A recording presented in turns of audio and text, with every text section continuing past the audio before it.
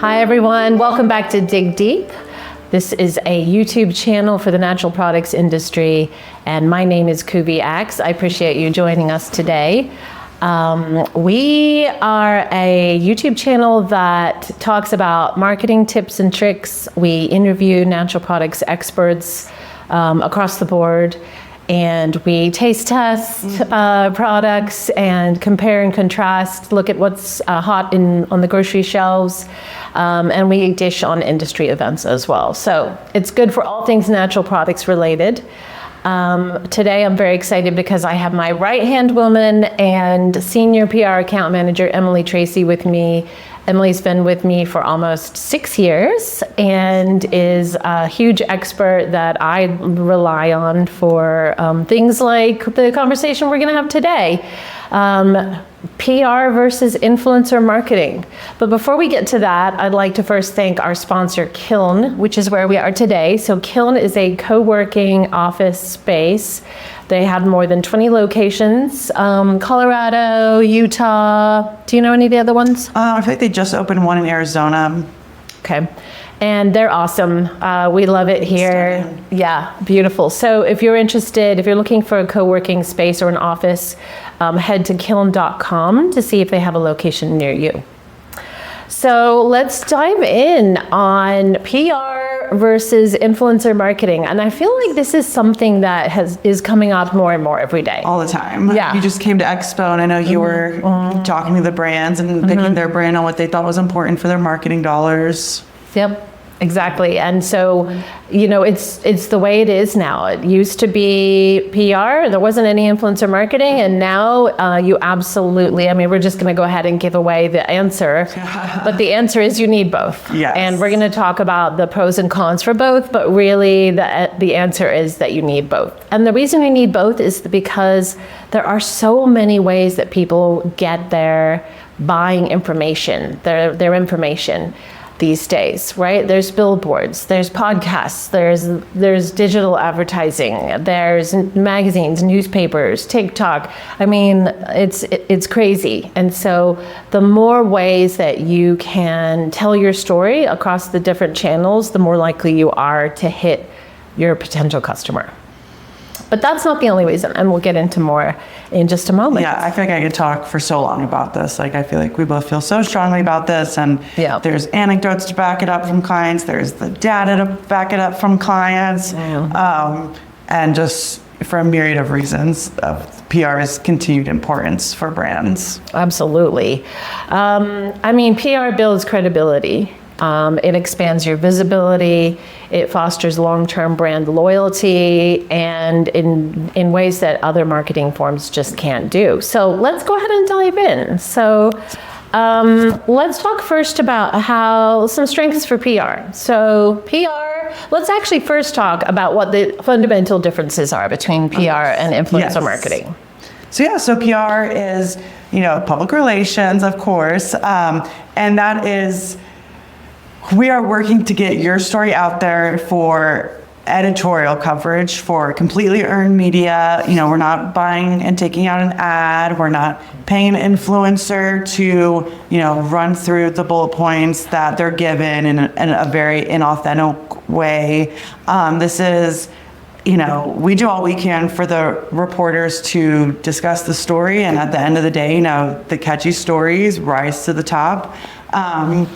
And it's not to say that all influencers are inauthentic, of course. Of course. But versus if you're paying an influencer, it can just, it's why they have to have hashtag sponsored, hashtag hosted, because you have to be clear on there's a bit of an ulterior motive is because money did exchange hands. It's basically an ad, right? It's not, we're not saying it's a bad thing, but it is an ad. Paying an influencer to say that your company is awesome is an advertisement. Whereas when we say earned media, what we're talking about is that the media, you're earning their respect. You're not paying them, you're earning the fact that they are covering you, talking about your company. Yeah, and of course PR even goes beyond, securing these stories. Like, it's kind of what a lot of people think it is, the crisis communications, having a PR firm on retainer on a project fee. They're helping navigate what could be a food poisoning outbreak, what could be an injury on the warehouse floor. Like, it is helping you cut through the noise and drill down to what the general public needs to know, what media needs to know, what your shareholders need to know. So it definitely goes beyond the fun stories every day. It goes into like really brand reputation. Yeah, I mean, they're hugely different. It's almost like you would never, you shouldn't choose between influencer marketing and PR, because that would be crazy. They're so different from each other. It's almost hard to compare them. They're not apples to apples at all.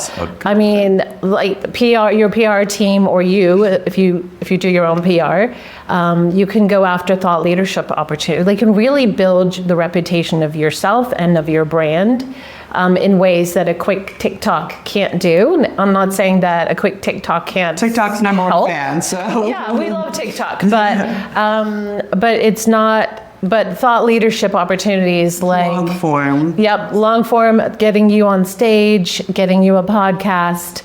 Yeah. That's what PR really does. Yeah, I think sometimes people have this like antiquated way of PR, you hear a lot of time like newsrooms are shrinking at times, but people are consuming more media than ever, like period. And there's just new ways that they're doing it. Maybe they're not reading this one specific newspaper, but they're listening to a podcast. They're reading 10 Substacks that are nichely popular in the natural products world.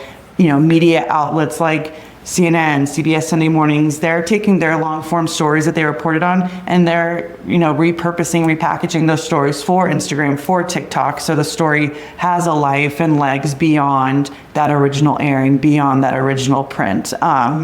So it can be hard to imagine how media is quickly changing, and there's a spot for everyone's story. Yeah, I mean, people consume information in so many different ways. I mean, you watching, right? You don't only get your information from Instagram, right? There's probably subjects or outlets that you really do a deep dive on, that you really enjoy and take your time over. And then there's other things where you just want a quick like listicle, like what's the top 7 best toiletry bags or whatever, right? Chat GPT, that's becoming more and more popular. If you typed into Chat GPT, what is the best toilet paper, it pulls in sources from those articles too. So even if you think that people aren't reading them, they're going to AI instead. AI is getting a lot of their information from those, especially listicles. Yeah. So really, I mean, PR leans more towards, I'm not saying it that as a PR agency, we only try to get you these big long form stories. That's not true at all.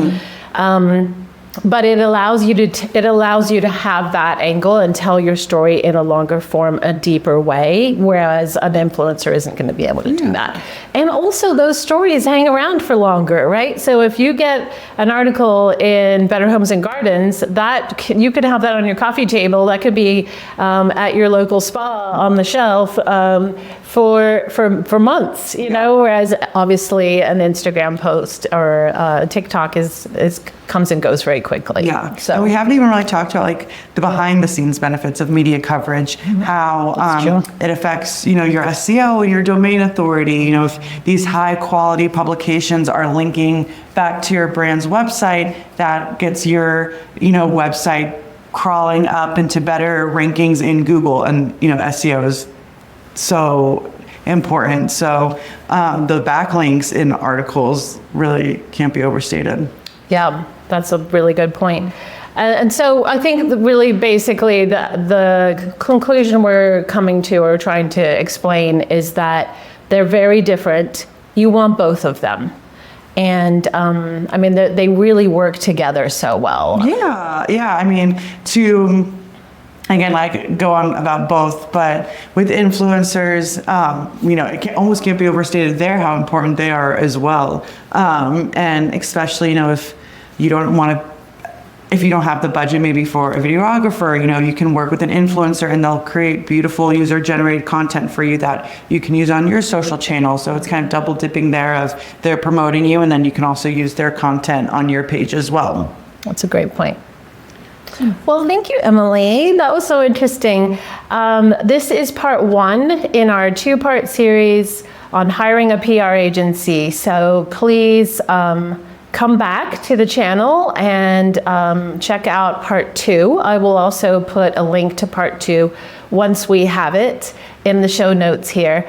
But part 2 is going to be all about how do you know when you should hire a PR agency? Like, should you hire a PR agency? How do you know when the right time? And then how do you pick the right PR agency? Yeah, I can see that being so overwhelming for a business. Yep. And just spoiler alert is that we have put together a list of questions to ask a PR agency, and it's a freebie that we'd be happy to give you. Just reach out to hello@rootmarketingpr.com and ask us for the interview question list, and I'd be happy to send that over to you. So thanks again for tuning in to Dig Deep, and we'll see you next time.